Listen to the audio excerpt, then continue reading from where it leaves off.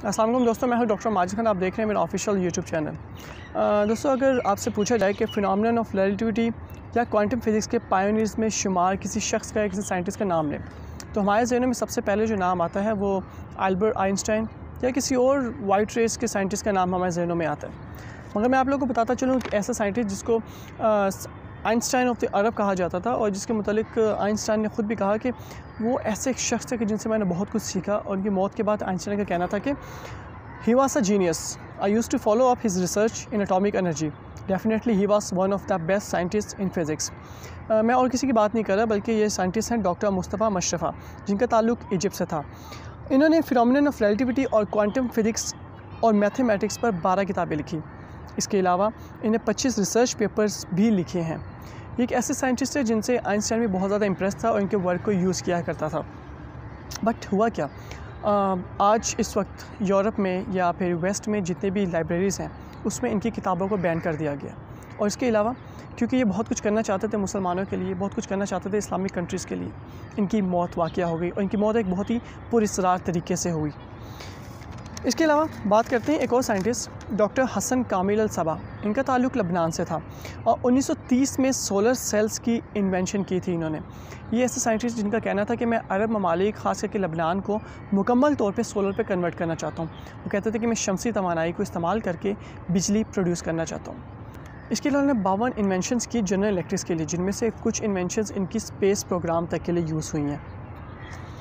मगर अफसोस कि इनका भी एक रोड एक्सीडेंट हो गया जो कि पूरी सलाह तरीके से हुआ और आज तक मालूम ना हो सका। इनको भी मार दिया गया। इसके बाद 20वीं सदी के बहुत ही ग्रेट साइंटिस्ट, एक ख़ातून साइंटिस्ट जिनका ताल्लुक़ सऊदी अरेबिया से था, समिया मेमनी। ये न्यूरो सर्जन थी और इन्होंने क्या किया था कि इन्हें बहुत ही बड़ा ब्रेक थ्रू किया था। इन्होंने दिमाग की इंतहाई पेचीदा सर्जरी को कैमरे के ज़रिए से किया, इसको मुमकिन बनाया था, जिससे हुआ क्या कि जो रिस्क था वो बहुत ही ज़्यादा कम हो गया था। इन्होंने डेथ रिस्क को इंतहाई मिनिमाइज़ कर दिया था, अनसक्सेसफुल रेट को इंतहाई मिनिमाइज़ कर दिया था और एक बहुत ही बड़ी काविश थी ये 20वीं सेंचुरी में किसी खातून ने की थी। इनका क्या हुआ, इनकी जो कंडीशन थी वो बाकी जो मैंने साइंटिस्ट का ऊपर जिक्र किया इन सबसे बहुत ही बुरी हालत में पाई गई। इनकी लाश, तशद्दुद ज़दा लाश को न्यूयॉर्क की एक सड़क के किनारे पड़ी फ्रिज के अंदर पाया गया और इनकी लाश पे इंतहाई ज़्यादा तशद्दुद किया गया था।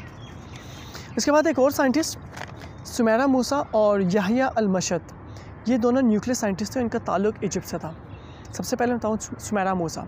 सुमेरा मूसा ने कैंसर के इलाज रेडियोथेरापी को सस्ता बनाने की रिसर्च की और जो याहिया अल मशद थे इन्होंने मिस्र के बाद इराक़ के न्यूक्लियर पावर को हेड करने की विश ज़ाहिर की थी।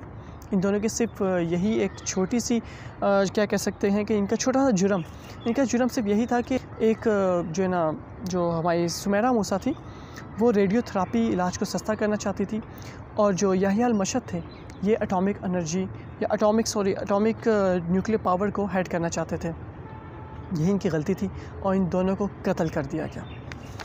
इसके बाद एक और साइंटिस्ट हमारे पाकिस्तानी को बहुत ही बखूबी जानते होंगे, doctor Aafia Siddiqui, Pakistani neuro scientist. इनका जुर्म क्या था? इनका जुर्म यह था कि ये न्यूरो साइंटिस्ट थी और न्यूरो की फील्ड में बहुत ही ज़्यादा नाम कमा रही थी।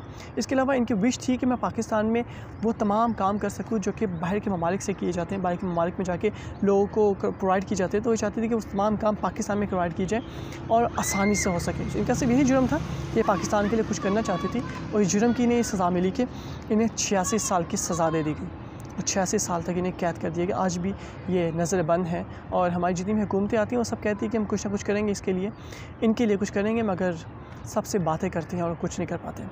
इसके अलावा अरफा करीम कंप्यूटर साइंटिस्ट पाकिस्तान की एक उभरती हुई यंग साइंटिस्ट थी जो कंप्यूटर की फील्ड में बहुत ज़्यादा नाम पैदा कर चुकी थी। यहाँ तक कि बिल गेट्स जो दुनिया के सबसे रिचेस्ट पर्सन है उनसे इनकी मुलाकात भी हुई और उन्होंने भी इनकी काविशों को बहुत ज़्यादा सराहा। उन्होंने कहा था कि she is a great scientist. But क्या हुआ बदकिस्मती से, जब ये 17 साल की हुई तो एपिलेप्टिक सीजर और कार्डियक अरेस्ट के ज़रिए इनकी भी मौत हो गई। दोस्तों, ये कुछ साइंटिस्ट थे जो कि मुसलमान साइंटिस्ट थे।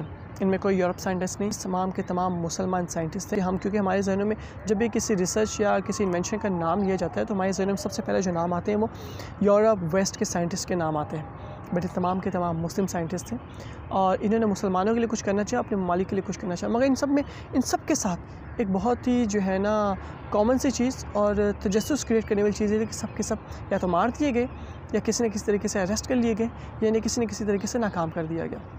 मैं हमारे वो दानिश्वर और वो तमाम तज्ज़िया निगार जो बात करते हैं मुसलमानों के मुतालिक, बात करते हैं कि जितनी इन्वेंशन हुई है तमाम की तमाम जो है वो यूरोप ने वेस्ट ने की है या बाकी जो है ना जितने नॉन मुस्लिम साइंटिस्ट उन्होंने की है, उनके लिए ये मैं बताना चाहता हूँ कि हमारे भी मुस्लिम साइंटिस्ट हैं जिन्होंने बहुत सी इन्वेंशंस की, जिन्होंने बहुत सा नाम कमाया, मगर हुआ क्या कि उनके साथ कुछ ना कुछ पुरस्रार तरीके से उनकी या तो मौत हो गई या कुछ ना कुछ पुरस्रार उनके साथ हो गया।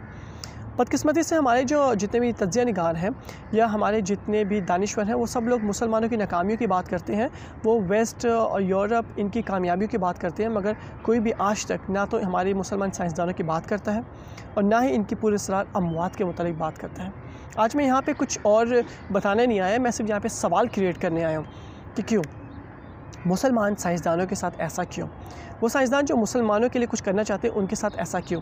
सोचिए और अपनी राय का इजहार कमेंट्स में लाजमी कीजिए, हमें बताइए और आपके जहनों में क्या आता है इस वीडियो के बाद ये भी लाजमी बताइए। अगर आप समझते हैं कि ये तमाम रिसर्च, ये तमाम वीडियो की जो बातें थी, ये तमाम आपके लिए न्यू है और ये आपके लिए फ़ायदेमंद है, तो इसको लाजमी शेयर कीजिए ताकि ज़्यादा से ज़्यादा लोगों को इसके मुतालिक पता चल सके। आपके मेज़बान डॉक्टर माजिद खान को इजाज़त दीजिए, फिर मुलाकात होगी आपसे। अल्लाह हाफ़िज़।